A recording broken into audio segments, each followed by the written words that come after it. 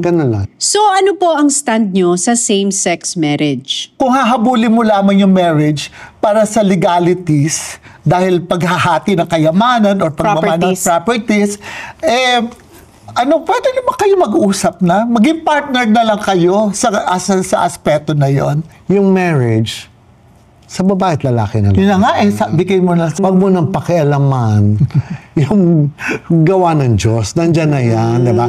That's overboarding. Hindi na tama yan. Kasi na-interview ko si Senator Risa Ontiveros, siya ang isa sa nagpo-push ng SOGI bill.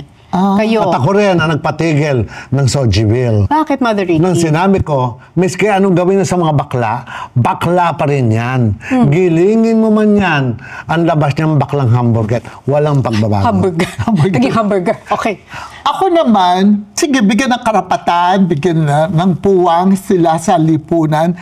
Kaso lamang, the problem with some gays, they ask for too much. Masyado entitled. Tama na yung tinotolerate ang mga body. Tama na yun. That is more than acceptance. Yan ang sinasabi ko.